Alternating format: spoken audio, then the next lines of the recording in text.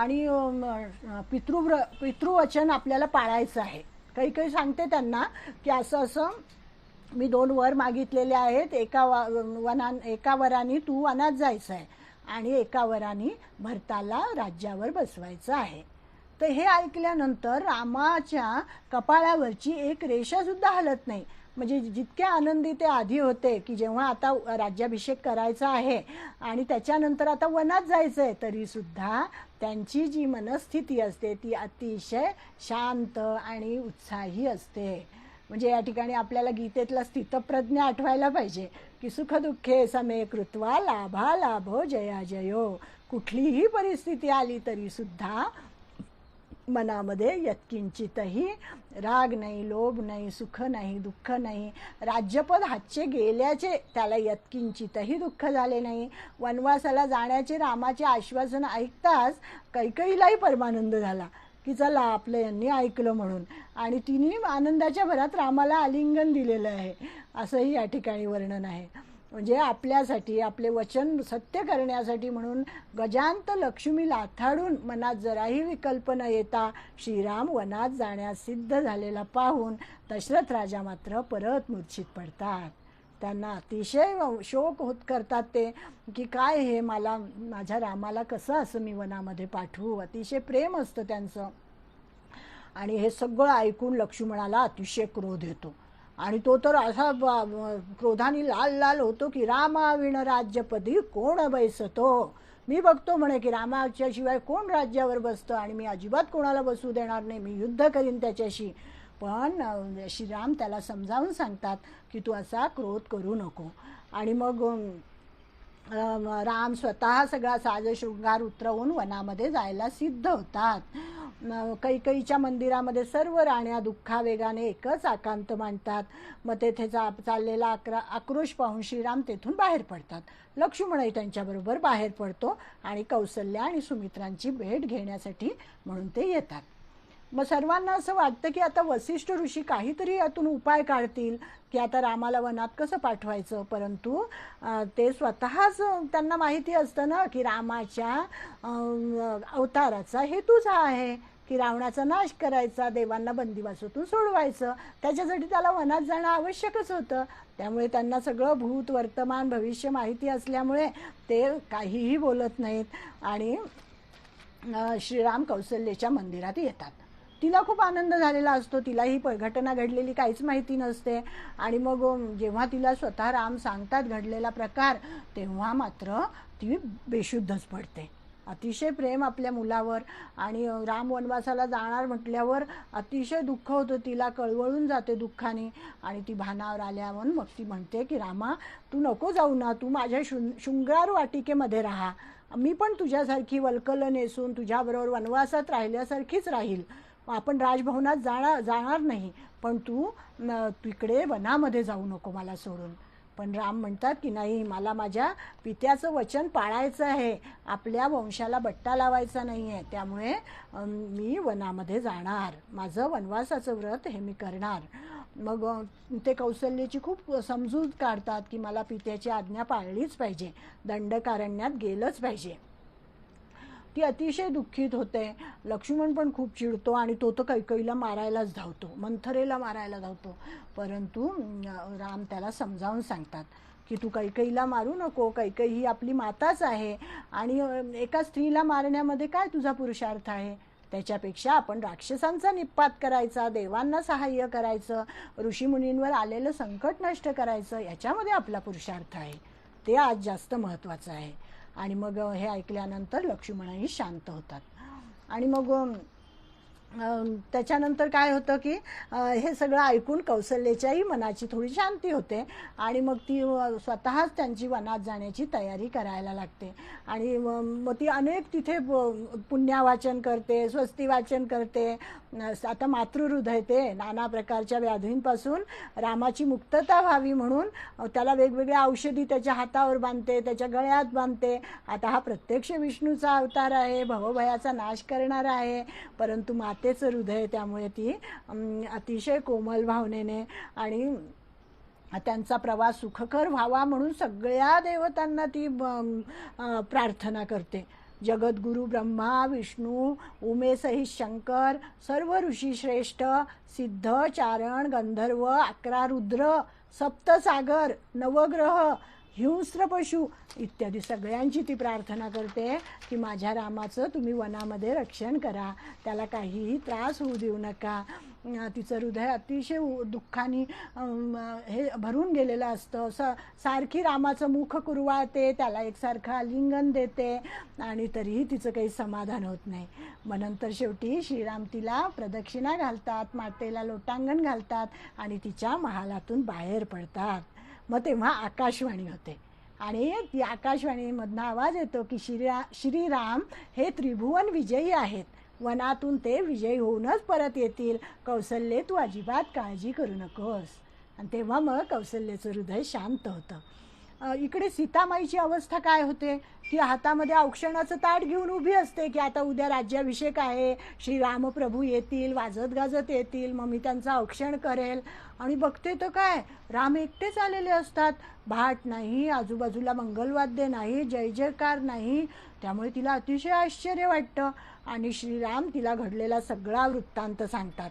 आणि मी आज वनात जायला निघणार आहे आणि तुला तुझ्या सासू सासऱ्यांची सेवा करायची आहे, धीरांचं ऐकायचं आहे, इथे सगळ्यांचं बरोबर ममतेने राहायचं आहे.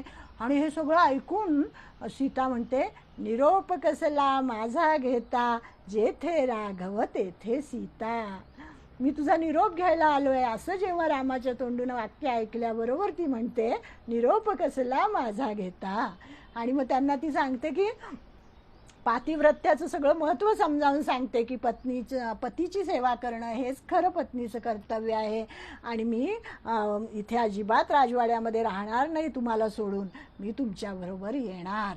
आणि मग ते सांगतात तिला, अगं वनामध्ये खूप दुःख आहेत, यातना आहेत, तुला काही त्याची कल्पना नाही आहे. मग वसिष्ठ ऋषींना विचारलं जातं. तर वशिष्ठ ऋषींना माहिती असतं ना की ही सीता हेच कारण ठरणार आहे लंकेचं दहन होण्याला आणि रावणाचा वध होण्यासाठी म्हणून. मग ते काहीही बोलत नाही, ते संमती देतात. मग श्रीराम दशरथाला भेटायला येतात आणि दशरथ अतिशय जड अंतःकरणाने दशरथ सारखी विनंती करतो रामाला की जाऊ नको, तू पितृवचन मोडून टाक, या कैकेयीचं तू ऐकू नको. परंतु राम काही ते ऐकत नाही आणि सर्वजण वल्कले परिधान करतात, वडीलधाऱ्या मंडळींचा आशीर्वाद घेतात आणि राजाने दिलेल्या रथातून वनात जायला निघतात. आणि मग सगळी अयोध्या त्यांच्या पाठीमागे जायला लागते. परंतु ते एका ठिकाणी रात्री ते त्यांना परत पाठवतात, पण इतकं प्रेम त्या रामावर असतं सगळ्यांचं की कोणीही माघारी जात नाही. मग शेवटी एका ठिकाणी राया मुक्काम करतात आणि सगळेजण झोपलेले असतानाच ते त्या स्थानाचा त्याग करून पुढे निघून जातात. मग सकाळी जेव्हा हे अयोध्येवासी उठतात तेव्हा बघतात, अरे रामराया नाही आहे. त्यांना असं वाटतं अयोध्येत गेले असतील म्हणून ते परत अयोध्येत येतात, बघतात तर तिथे रामराया नसतो. त्यांना अतिशय दुःख होता. मग इकडे राम लक्ष्मण इकडे इंगुदी वृक्षाखाली श्रीरामांनी वस्ती केलेली आहे पुढे. आणि मग तिथे त्यांना कोळ्यांचा राजा गुहक भेटलेला आहे. आणि मग तो गुहकही रामभक्त असतो. मग तो त्यांना फळं देतो, आणून त्यांना साष्टांग नमस्कार करतो. पण राम काही तिथे फलाहारही घेत नाही, जलपान करतात आणि तिथेच रात्र काढतात. लक्ष्मण मात्र पूर्णपणे जागा राहून श्रीराम आणि सीतेचे संरक्षण करतो.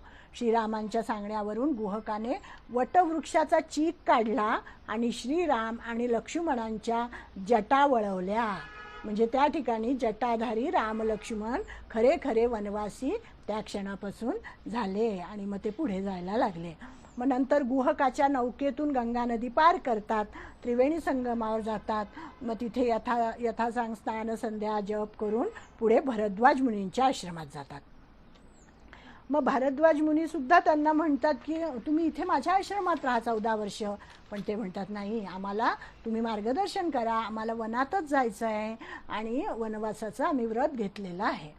मग ते सांगतात त्यांना की चित्रकूट पर्वतावर तुम्ही जा. मग चित्रकूट पर्वतावर येतात ते, तिथे एक पर्णकुटी बांधतात लक्ष्मण आणि मग तिथे ते राहायला लागतात. इकडे सुमंत राजा परत अयोध्येमध्ये आल्यानंतर अतिशय विकल अवस्था दशरथ राजाची झालेली असते पुत्रशोकानी. आणि मग ते विचारतात त्याला सुमंताला की कुठे सोडलं तू रामाला, काय झालं, कसे राहतात ते रामराया तिथे, माझा प्रभू राम कसा राहतोय. तर ते सांगतात की त्यांनी असे वल्कलं नेसलेली आहेत, जलपान फक्त केलेलं आहे आणि झाडाखालीच रात्र काढलेली आहे. बापरे, हे सगळं ऐकून राजा अतिशय दुःखाने होरपळून जातो, जमिनीवर गडबडा लोळायला लागतो, त्याचं हृदय पिळवटून निघतं, प्राण कासावीस होतात, त्याला सर्वत्र रामच दिसायला लागतो आणि राम राम राम म्हणून त्याचं प्राणोत्क्रमण होतं. म्हणजे या ठिकाणी कर्मसिद्धांत खरा ठरलेला आहे. त्याच्या हातून जे श्रावण बाळाचा हत्या झालेली होती आणि त्या आईवडिलांनी जो शाप दिलेला असतात तो शाप इथे खरा ठरलेला आहे. मग त्या क्षणी कौसल्या सुमित्रा त्याच्याजवळ धावत जातात, दोघी पती दुःखाने विलाप करायला लागतात आणि सर्वजण त्या कैकेयीचा मात्र सर्वजण धिक्कार करतात. मग आता दशरथ राजाचे अंत्यसंस्कार करायचे आहेत, पण राज्यावर राजाच नाही आहे ना, मग कसं करायचं. मग भरताला बोलावून आणलं जातं. मग इकडे भरताला सुद्धा त्या दिवशी रात्री इतके वाईट स्वप्न पडतात आणि तो त्याला असं काही कळत नाही. मग सुमंत लगेच दुसऱ्या दिवशी सुमंत त्याला घ्यायला येतात. मग त्याला वाटतं काहीतरी विपरीत घडलेलं आहे आणि म्हणून आपल्याला सुमंत घ्यायला आलेले आहेत. सुमंत काहीच बोलत नाही आणि मग अयोध्येत शिरल्याबरोबर भरताला सगळीकडे भकास दिसायला लागतं. नेहमीसारखी प्रसन्न मंगलता काही अयोध्येमध्ये दिसत नाही. तो मनामधून चरकतो आणि तो तडक दशरथाच्या भवनात जातो. पाहतो तर काय, दशरथाचे प्रेत तेलाच्या मोठ्या द्रोणीमध्ये ठेवलेलं त्याला दिसतं. त्या ठिकाणी तो अतिशय शोक करतो, अतिशय त्याला वाईट वाटतं की आपल्या पित्याचा अशा प्रकारे मृत्यू झालेला आहे आणि मग त्याच्या अंतःकरणात कालवाकलव होते, भडभडून येतं, अश्रुधारा व्हायला लागतात आणि भरत ताबडतोब श्रीरामांना भेटण्यासाठी म्हणून त्यांच्या महालात जातो. तिथे गेल्यानंतर श्रीरामही तेथे नाहीत. भरताला दुसरा मोठा धक्का बसतो आणि शेवटी त्याची विकल अवस्था पाहून मग हा जो प्रधान असतात सुमंत ते त्याला सगळा घडलेला वृत्तांत सांगतात की तुझ्या मातेने असे 2 वर मागितले आणि म्हणून श्रीरामांना वनात जावं लागलेलं आहे. आणि तेव्हा अतिशय कैकेयीची निर्भत्सना करतो, त्याला अतिशय तिरस्कार वाटतो आपल्या मातेचा. आणि मग ते गदिमांचं गीत आपल्याला माहिती आहे, माता न तू वैरिणी, माता न तू वैरिणी, अतिशय रागाने तो त्या आपल्या आईचा धिक्कार करतो, तिला नाही नाही ते बोलतो की तू माझ्या श्रीरामाला वनामध्ये पाठवलेले आहे आणि तुला एवढा कसा काय हा राज्याचा लोभ सुटला जो मला अजिबात नाही आहे. भरत अतिशय निस्पृह असतो आणि त्याचं रामावर अतिशय प्रेम असतं आणि हे सगळं मंथरादासीमुळे झालेलं आहे हे जेव्हा त्याला कळतं तेव्हा तो त्या मंथरादासीचा पण वध करायला जातो. तेव्हा कुलगुरू वसिष्ठ त्याला थांबवतात, त्याला उपदेश देतात की गायी, स्त्री, ब्राह्मण आणि बंधू हे जरी दोषी असले तरी त्यांचा कधीही वध करू नये. कारण काय आहे, नियतीचा हा खेळ आहे आणि पराधीन आहे जगती पुत्र मानवाचा, दोष ना कुणाचा. हेच खरं खरं आपल्याला रामचरित्रावरून आपल्याला हे लक्षात येतं की पराधीन आहे जगती पुत्र मानवाचा. आणि मग त्यानंतर भरताला राज्याभिषेक करायचा असं ठरतं आणि नंतर दशरथावर अग्निसंस्कार करायचे. पण भरत आणि शत्रुघ्न दोघंही जण नकार देतात की आम्ही राज्यकारभार करणार नाही, आम्ही गादीवर बसणार नाही, रामाशिवाय हे राज्य होऊच शकत नाही. आणि मग शेवटी त्याच्यातनं एक उपाय काढला जातो, रामाच्या पादुका सिंहासनावर ठेवल्या जातात आणि ह्याला आपल्या दशरथ राजाचा अग्निसंस्कार केला जातो. इकडे कौसल्या माता सहगमन करायला निघते तेव्हा वसिष्ठ ऋषी तिला समजावून सांगतात की तुम्ही सती जाऊ नका, तर आपण हे सगळं झाल्यानंतर रामाला भेटायला मी तुम्हाला घेऊन जातो वनामध्ये. आणि मग इकडे काय होतं, ही कैकेयीचे वर पूर्ण झालेले असतात. भरत आता आलेला आहे. मग ती मध्यरात्री कैकेयी भरताच्या भवनात जाते आणि त्याला सांगते की तू काय वेडा आहेस का, मी एवढं कांड रचलेलं, अयोध्या कांड म्हणून म्हणतात त्याला की मी एवढी युक्ती प्रयुक्तीने हे राज्य तुझ्यासाठी मिळवलेलं आहे आणि तू या राज्याचा भोग घे, तू राज्याधीश हो आणि माझ्या श्रमाची चीज कर. आणि हे ऐकल्यावर तर भरत आणखीनच संताप होतो त्याचा आणि तो म्हणतो अयोध्येमध्ये एवढा अनर्थ झाला तरी हिला राज्याचा लोभ आहे. प्रत्यक्ष आपल्या पित्याचं निधन झालेलं आहे आणि तो आपल्या आईला अक्षरशः भवनाच्या बाहेर घालवून देतो. या ठिकाणी भरताचं बंधुप्रेम आणि त्याचा राज्याविषयीचं वैराग्य केवढं होतं त्याच्यामध्ये, हे गुण आपल्याला दिसतात. म्हणजे रामायणामधील प्रत्येक व्यक्तिरेखा अशी अनेक सद्गुणांनी भरलेली आहे. म्हणून रामायण महान आहे, म्हणून रामायण एवढं टिकलं आहे आपल्या या संस्कृतीमध्ये. अतिशय अलौकिक असं हे रामायण आहे. आणि मग वसिष्ठांनी सुद्धा भरताची परीक्षा पाहिली आणि त्याला प्रलोभन दिलं राज्याचं, की तू आता राज्यावर बहीस, तुला वर मिळालेला आहे तो म्हणून. पण ते म्हणतात की नाही, मी पितृआज्ञेचा भंग झाला तरी चालेल, पण मी राज्यावर बसणार नाही, असा तो स्पष्टपणे नकार देतो. तेव्हा भरताची सुद्धा श्रीरामावर अतुल आणि दृढ निष्ठा पाहून कुलगुरूंना मनोमन आनंद होतो आणि ते भरताला प्रेमालिंगन देतात. असं कुलगुरू वसिष्ठ, भरत, शत्रुघ्न, कौसल्या, सुमित्रा आणि इतर सर्व अयोध्यावासी सगळेजण रामभेटीसाठी म्हणून वनात जायला निघतात. आणि मग हा भरत आता आपल्याबरोबर सशस्त्र सेना घेतो आणि प्रचंड अशी सेना अयोध्येची घेऊन भरत निघालेला आहे. सर्वांच्या मनामध्ये रामभेटीची उत्कंठा लागलेली आहे आणि कैकई मात्र शर्मेने त्यांच्याबरोबर जाऊ शकत नाही. मजल धर्मजल करीत हे सगळं सैन्य गंगा किनारी येऊन पोचतं. मग तेथे त्यांना निषाद राजा गुहक भेटतो. तो गुहक रामभक्त असतो. त्यालाही असं वाटतं की अरे हा भरत सैन्य घेऊन आलाय, म्हणजे हा रामाला मारायला आलाय की काय, युद्ध करायला आलाय की काय. त्याला अतिशय राग येतो. मग जेव्हा त्याला कळतं की नाही नाही, तो भरत रामाला भेटण्यासाठी, त्याला अयोध्येत परत नेण्यासाठी आलेला आहे. म्हणजे प्रत्येकाचा गैरसमज होतो. ते ह्याच्यामध्ये भरद्वाज मुनींच्या आश्रमामध्ये पण जातात ना, तेव्हा भरद्वाज मुनींना सुद्धा असंच वाटतं क्षणभर की हा भरत युद्ध करायलाच आलाय. म्हणजे दुस्संगाचा परिणाम कसा असतो की त्या कैकईने वाईट कृत्य केलेलं आहे आणि कैकईचा हा पुत्र आहे, त्यामुळे हा पण असाच आहे, अशीच सगळ्यांची भावना सुरुवातीला होते. आणि मग नंतर जेव्हा त्यांना कळतं की नाही हा रामाला भेटायला आलेला आहे, तेव्हा मग त्यांचा गैरसमज दूर होतो. लक्ष्मण सुद्धा युद्ध घेऊन अगदी धनुष्यबाण घेऊन सज्ज होतो की आता मी त्या भरताला मारतो, तो काय माझ्या रामाला मारायला आलाय काय, युद्ध करायला आलाय काय. ते सगळे सैन्य, हत्ती, घोडे, रथ पाहून लक्ष्मणासुद्धा गैरसमज होतो. मग राम त्याला सगळी ती पायसाची कथा सांगतात. रामराया म्हणतात की अरे आपण सगळेजण एकाच पिंडापासून जन्मलो आहोत, त्यामुळे आपल्यामध्ये अशी द्वेषभावना कदापिही येणार नाही. आणि भरत हा मला मारायला नाही तर मला भेटण्यासाठी येत आहे आणि मला परत नेण्यासाठी येत आहे. आणि मग हे सगळं ऐकून लक्ष्मणही शांत होतो. मग भरत अयोध्यावासी आलेले पाहून जानकीलाही खूप परमानंद होतो. आणि प्रत्यक्ष जेव्हा रामाला भरत पाहतो तेव्हा धावत जाऊन त्यांचे चरण धरतो. भरत शत्रुघ्न दोघेही श्रीरामांना साष्टांग नमस्कार करतात, परस्परांना आलिंगन देतात. श्रीरामांच्या प्रत्यक्ष भेटीमुळे झालेल्या आनंदामुळे त्यांचे उद्विग्न झालेले मन शांत होते. असा हा भरत भेटीचा प्रसंग आपण लहानपणापासून वाचत आलेलो आहोत. असा अतिशय प्रेम असतं. म्हणून आदर्श आहे रामायण कसं आहे आणि सर्व काळामध्ये सर्व पिढींना आदर्श असं हे रामायण आहे. अतिशय सुंदर. आणि मग नंतर तो भरत खूप आपल्या रामाची प्रार्थना करतो. त्याला म्हणतो की मी एकटा अजिबात अयोध्येमध्ये जाणार नाही, तुम्ही चला आणि तुम्हीच हे राज्य केलं पाहिजे. तेव्हा राम म्हणतो की नाही, मी पितृआज्ञा काही मोडणार नाही आणि मी आता 14 वर्ष वनातच राहणार आहे. कारण पुढे हे सगळं घडायचं असतं ना. सीतेचं हरण होणार असतं, रावण तिला पळवून नेणार असतो, मग लंकेचं दहन होणार असतं, हनुमान सगळा पराक्रम करणार, हे सगळं रामचरित्र पुढे व्हायचं आहे. त्यामुळे त्याला वनामध्ये राहणं आवश्यक आहे रामाला.